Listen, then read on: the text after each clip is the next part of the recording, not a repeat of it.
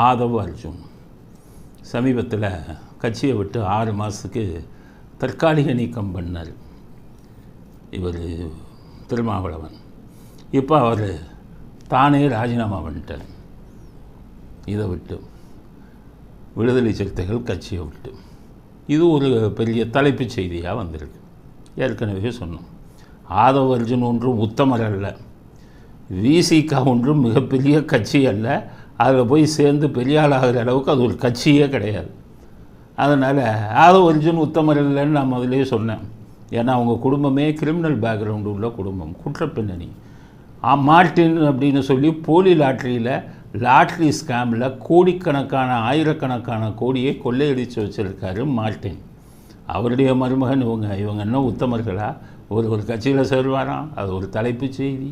ஒரு கட்சியை விட்டு விலகுவாராம், கேவலம். இது ஒரு தலைப்பு செய்தி. யார் உத்தமர்களுக்காகவா நம்ம பேச போகிறோம் அப்படின்னு சொல்லி நான் இப்போ கூட இப்போ அவரை பற்றி பேசுகிறதுக்கு இவர்களுடைய முகத்திரையை கிழிக்கணும் அப்படின்னு என்னமோ யோகியர்கள் மாதிரி தான் பேசுகிறீங்க. வாரிசு அரசியல்னு கொக்கரிக்கிறார். ஆனால் அதே வாரிசான ஒரு சபரீசன் கூட தான் இவ்வளவு நாளாக இருந்திருக்காரு. சபரீசனுக்கும் இவருக்கும் பிரச்சனை, மோதல். சபரீசனும் கோவித்து கொண்டு உன்னை என்ன செய்கிறேன் பாருன்னு வெளியில் வந்தவர் ஒரு அரசியல் கட்சியில் சேர்ந்து சபரீசனை திட்டணுங்கிறதுக்காகத்தான் விடுதலை சிறுத்தைகள் கட்சியில் சேர்ந்தார். அது ஒரு கட்சியா? அது என்ன செல்வாக்கு இருக்குது? அதில் போய் சேர்ந்தார். இப்போ மார்ட்டினுடைய பையன் அவர் பாண்டிச்சேரி அரசியலில் போகிறார்.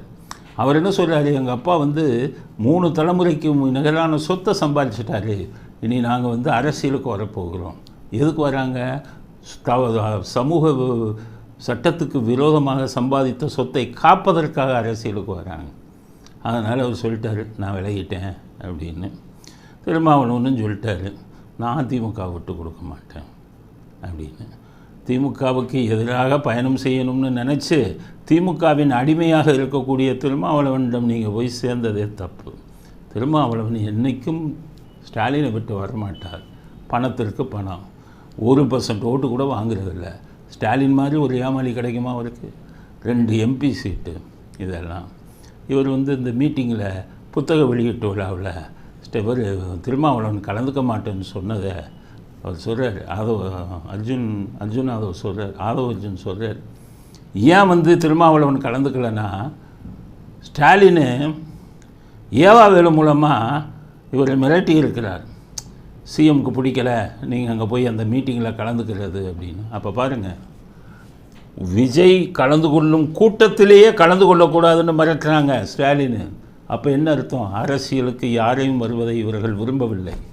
இந்த கொள்ளை கூட்டமே அரசியலில் ஆட்சி பொறுப்பில் இருக்க வேண்டும்னு நினச்சிக்கிட்டு இருக்காங்க. ஆரம்ப கட்டத்திலேருந்து இப்படி தான். யாராச்சும் புது கட்சி ஆரம்பிக்கிறான்னா முதல் மிரட்டல் கருணாநிதிட்ட இருந்து தான் போகும், ஒழுங்காக போயிருப்பாங்க.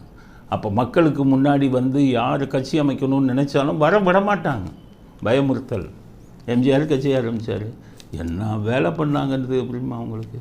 எவ்வளவு மிரட்டல். ரஜினிகாந்த் கட்சி ஆரம்பிக்கிறேன்னு பின்பு அப்புறம் அவர் வாபஸ் வாங்கி போனதுக்கு பின்னாடி இவர்களுடைய மிரட்டல் இருக்கும். அஜித்தை கூட மூஞ்சியில் ஆசிட் ஊற்றுவான்னா மீட்டிங்க்கு வராதுக்க. இப்படிப்பட்ட ஒரு இந்த கூட்டம், சமூக விரோத கூட்டம். அதனால தான் இப்போ விஜய் எங்களுக்கு பேராயிருமோ, அவர் மீட்டிங்கில் திருமாவளவன் போய் கலந்தவருக்கு இதாயிருமோன்னு கலங்கி போய் இருக்கிறது இந்த கூட்டம். இப்போ இந்த கூட்டத்திலேருந்து இன்னொருத்தர் வெளில வர்றாரு, வாழ்வுரிமை கட்சி தலைவர்னு வச்சுருக்கார் வேல்முருகன். அவரும் எதிராக பேச ஆரம்பிச்சிட்டார். மனசாட்சி உள்ளவன் பொறுத்துக்க முடியலை, நீ எவ்வளோ பணம் கொடுத்தாலும் வேணாம், நீ பண்ணுற அக்கிரமத்தை சொல்லுவோன்னு சொல்லி அவரும் வருகிறார். அதனால் யாரும் வெளியில் போயிடக்கூடாது, யாரும் புதுசாக கட்சி ஆரம்பித்து வந்துடக்கூடாது, மக்களுக்கு சாய்ஸே கொடுக்கக்கூடாது. உங்களுக்கு 2-3 பேரை காமிச்சா தானே நீங்கள் இவங்களை விட்டுட்டு போடுவீங்க. எவனையுமே காமிக்காமல் இவரை தவிர ஆள் இல்லை. இப்போ எதிர்க்கட்சி எப்படி இருக்குது பார்த்தீங்கல்ல, பிஜேபி, அதிமுக. பிஜேபி அண்ணாமலை எல்லா வகையிலும் திமுக ஆட்சிக்கு வருவதற்கான அத்தனை வேலைகளையும் செய்து கொண்டிருக்கிறாருன்னு தான் சொல்லணும்.